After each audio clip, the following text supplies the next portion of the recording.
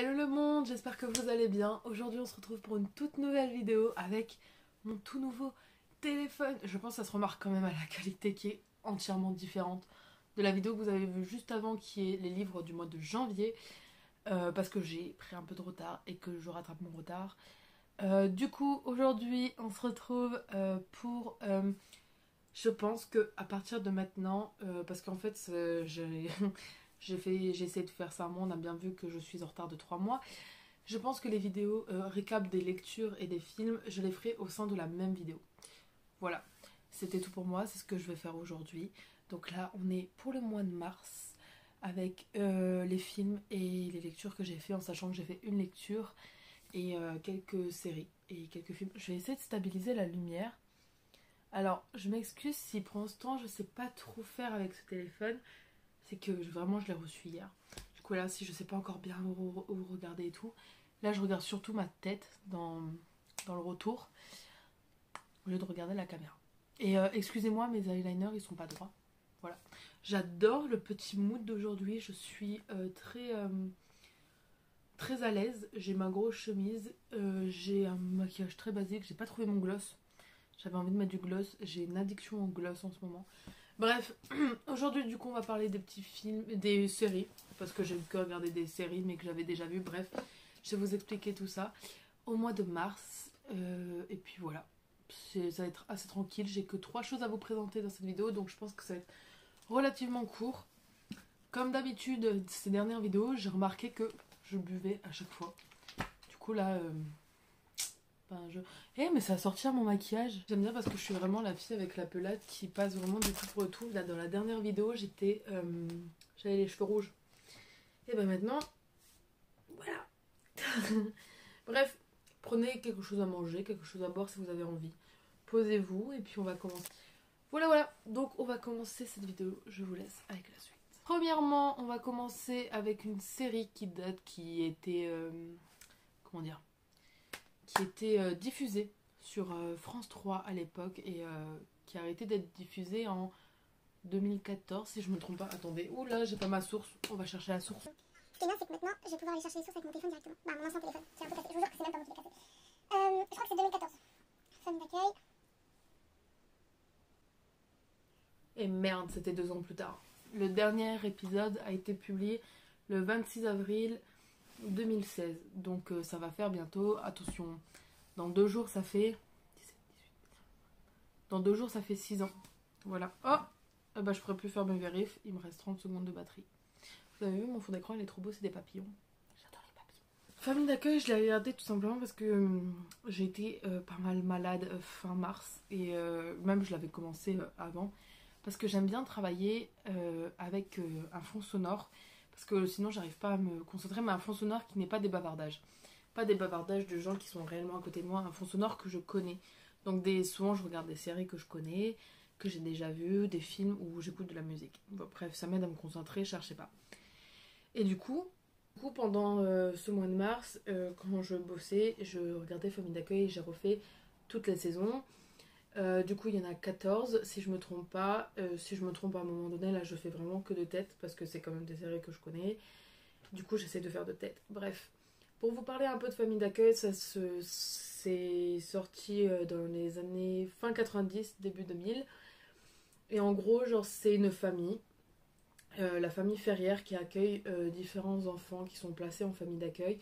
Et donc en fait, on suit l'histoire familiale de la famille Ferrière, qui est toujours très mouvementée, comme un peu dans toutes les séries télévisées, mais également diverses problématiques de société et divers problèmes que des enfants peuvent rencontrer au cours de leur vie par rapport à leur famille.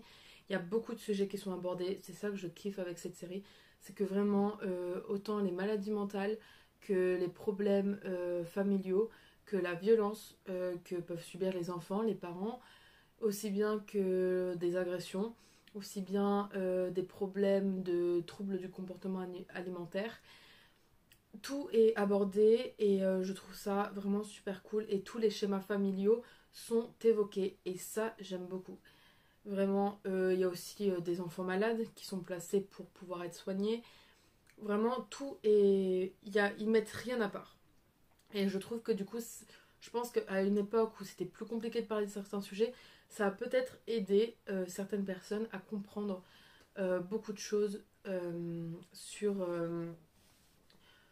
des sujets qu'ils ne connaissaient peut-être pas forcément, etc. Et du coup, je trouve ça super cool. Puis il y a toujours des points d'humour, par exemple avec Tante Jeanne, si vous avez déjà vu, qui est très drôle. Et malheureusement, l'actrice est décédée et c'est pour ça qu'elle n'apparaît plus à un moment donné dans la série. Mais il y a quand même cet humour. C'est vraiment, on suit une famille et c'est vraiment, il y a cet humour, il y a cette complicité entre frères et sœurs. Et j'adore vraiment beaucoup pour tous ces points de vue-là et que c'est très réaliste et on s'attache beaucoup aux personnages. Moi, je pense que mon personnage préféré reste Juliette Ferrière, donc la plus grande des enfants de la famille Ferrière, qui est incroyable. Je l'adore. Mais après, j'adore tous les personnages parce que tout le monde joue son rôle incroyablement bien. J'ai très chaud. Du coup, famille d'accueil, je mets un gros 8 sur 10 parce que ça me rappelle mon enfance, parce que je regardais déjà à l'époque, mais également parce que ça traite de tous les sujets. Et que voilà, bon après il faut aussi faire parce que les premiers épisodes et les premières séries ont été tournées à l'époque, donc ce n'est pas la même qualité d'image que ce qu'on a aujourd'hui. Mais je vous la conseille, je donne 8 sur 10 cette série que je pourrais regarder en long, en large et en travers. J'adore les vieilles séries télévisées qui passaient comme ça. Vous allez le voir au mois d'avril qu'il y a à nouveau une série que... Ouais, bref, vous comprendrez. Ensuite, deuxième série que j'ai regardée, mais ça, si vous me suivez, vous savez très bien que je suis totalement fan et que, bon, en soi, je regarde tous les mois parce que, je regarde toujours, mais là, j'ai refait 7 saisons pendant le mois de mars, en sachant qu'il y a des épisodes que je connais par cœur, du coup, que j'ai passé. Parce que quand je les connais vraiment par cœur de ouf, ça sert à rien. Mais des fois, je les regarde quand même parce que j'adore et parce qu'il y a des épisodes que j'adore. Donc là, pour tous ceux qui sont sensibles, parce que c'est possible, au sujet des agressions sexuelles, etc., je vous mets le time là, ici, où vous pouvez aller pour aller au prochain livre et du coup, à la dernière présentation de cette vidéo. Donc voilà, je vous mets le petit temps ici parce que ce sujet-là peut être très sensible pour certains. Du coup, je préfère prévenir.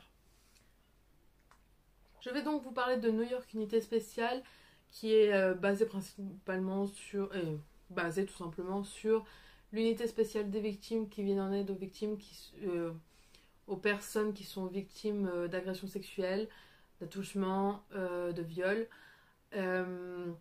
Je trouve que cette série, ça fait des années qu'elle existe. Si je me trompe pas, la première année de publication, c'est une série américaine.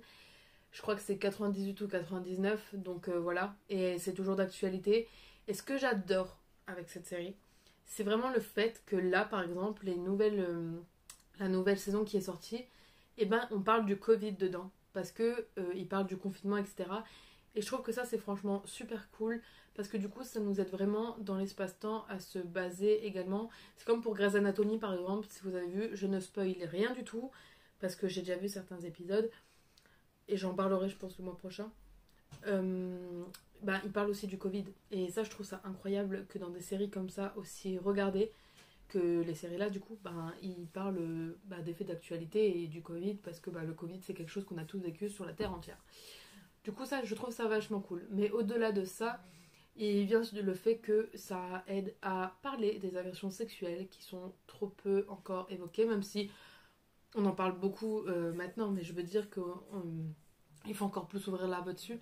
Et je sais qu'il y a beaucoup d'épisodes qui ont pu me choquer. Je sais qu'il y en a 2 en tout que je n'ai jamais réussi à regarder jusqu'à la fin parce que ça m'a un peu pris aux émotions. De toute façon, tous les épisodes là-dedans me font chialer parce que je suis sensible et que je suis hyper émotive et du coup, je m'attache très vite au personnage, dont au personnage principal qui est Olivia Benson, qui est mon personnage préféré et qui fait partie d'ailleurs, l'actrice Mariska Hargitay, qui fait partie de mes actrices préférées au monde entier. Je l'admire sur tous les points de vue, je la trouve incroyable, je trouve que ce rôle lui va à ravir. Ça fait des années qu'elle fait ce rôle-là et vraiment, au début, j'arrivais pas à me dire que c'était... Quand je la vois pas autre part que dans ce film-là. Et je pense que quand un acteur arrive à ne pas se détacher. Par exemple, c'est comme l'actrice qui joue Anna Baker, je connais même pas son nom.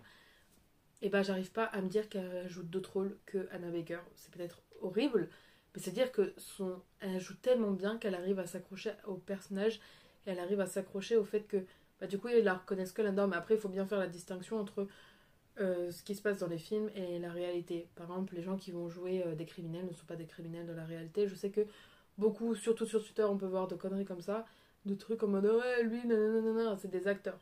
C'est leur rôle, c'est leur travail de jouer des personnages aussi qui peuvent être problématiques dans tous les cas.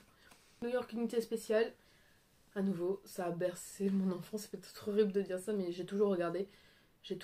Ma mère a toujours regardé, du coup j'ai toujours regardé, j'ai toujours adoré. J'ai toujours trouvé que Mariska Hargitay, du coup Olivia Benson, avait un charme de ouf. J'adore aussi le personnage d'Amanda Rollins. Elliot Stabler, j'en parle pas, je ne spoil pas, mais les dernières saisons, mes meilleures larmes dessus. Vraiment mes meilleures larmes dessus.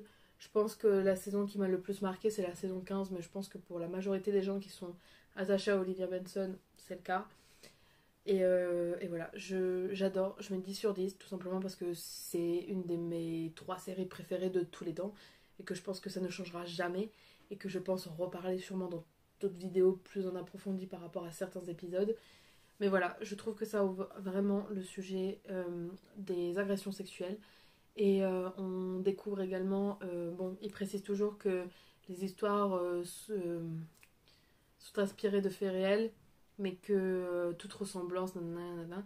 J'adore cette série du point de vue que, à nouveau, des fois, entre les personnages, il y a des histoires aussi d'amour, d'amitié, de trahison au sein de l'unité.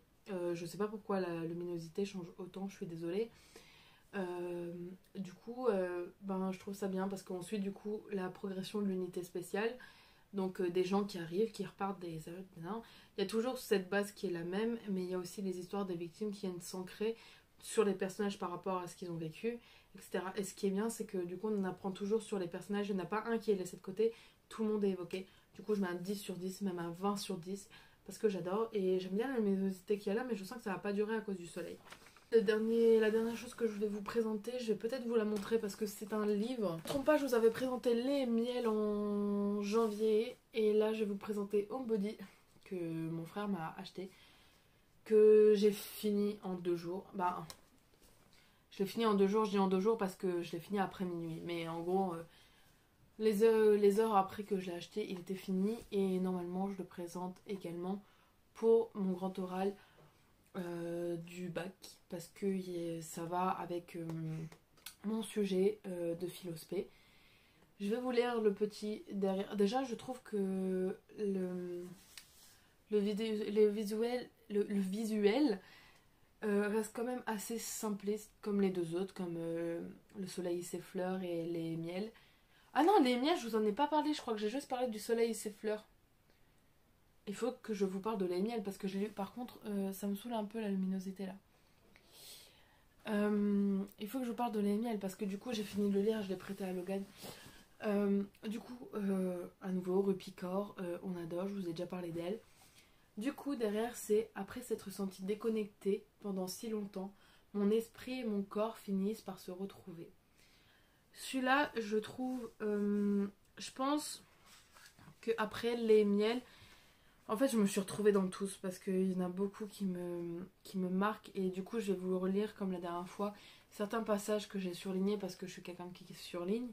Donc, par exemple, c'est « Tu te sens seul, mais tu n'es pas seul ». Là, par exemple, j'ai peut-être sélectionné ce passage pour mon truc de bac. Je ne suis pas une victime de ma vie. Ce que j'ai traversé a fait sortir de moi une guerrière et c'est mon plus grand privilège d'en être une. Là, je vois un autre que j'ai surligné. Nos blessures sont la raison pour laquelle j'ai commencé à écrire de la poésie. Chaque mot que j'ai jamais écrit avait pour mission de nous ramener dans les bras les uns des autres. Après, il faut savoir qu'elle parle aussi beaucoup du corps et de la sexualité. Ce que je trouve incroyable. Je me tairai quand nous pourrons dire agression sexuelle et qu'ils arrêteront de crier menteuse. celui-là, je suis tombée dessus quand je l'ai ouvert, j'ai fait... Je suis tombée dessus. Et tout simplement que j'adore la poésie et les phrases de Rue Picard. Je trouve ça vraiment incroyable. Pour ce petit livre, je lui mets la note de 9 sur 10. Tout simplement parce que j'ai surkiffé. J'ai trop aimé. Je ne donne pas 10 sur 10. Peut-être parce que je pensais peut-être retrouver plus de choses avec la maison. Mais après, d'un côté, vous allez dire que peut-être le homebody, ça veut dire que notre maison, c'est aussi notre corps. Bref, j'ai kiffé de ouf. J'ai kiffé de ouf. Et à nouveau, les larmes, elles ont pas arrêté de couler. Après, vous allez dire, je suis quelqu'un de super sensible. C'est vrai. C'est vrai. Ah, j'ai oublié de vous dire que celui-là aussi est séparé en plusieurs chapitres, comme les précédents. Donc, il y a l'esprit, le cœur, le repos et l'éveil. À nouveau, c'est une démarche d'amélioration de la personne, etc. Et de l'acceptation et de tout ça. Donc, je trouve ça vraiment super cool. Comment c'est présenté avec les dessins et tout, vraiment, c'est ce genre de choses que j'aimerais lire beaucoup plus souvent et que j'aimerais moi-même peut-être un jour publier. J'adorerais publier un recueil de poèmes ou de poésie. Vraiment, un roman, un recueil. J'aimerais publier des livres de toute façon, j'en ai déjà parlé. Vraiment, ça serait un de mes objectifs de vie parce que j'adore lire et surtout, par-dessus tout, j'adore écrire. Voilà, je suis très longue à lire parfois, à part pour celui-là que j'ai vraiment mangé. J'appelle ça manger les mots. J'ai trouvé ça vraiment incroyable comme livre et je vous le conseille vivement si vous aimez la poésie, si vous aimez Rue Picard et que vous avez déjà lu Le soleil s'effleure et Les miels, je vous le conseille vraiment vivement. Je l'ai acheté à... Je crois qu'il était à 6 euros ou 7 euros, un truc du genre, pas plus. C'est toujours très accessible les livres de Rue Picard. La luminosité fait la merde, je suis désolée. Bah voilà, c'est la fin de cette vidéo, ça fait déjà 20 minutes que je parle, il faut que j'arrête de parler autant peut-être. J'espère vraiment que ça vous aura plu, que vous aurez peut-être découvert des choses, peut-être pour famille d'accueil, je pense plus. Parce que New York Unité Spéciale et Rue Picard, c'est beaucoup plus connu. J'espère vraiment que vous vous portez bien, si vous avez besoin, mes DM sont ouverts, comme d'habitude. Prenez soin de vous, prenez soin de vos proches, et à bientôt dans une prochaine vidéo.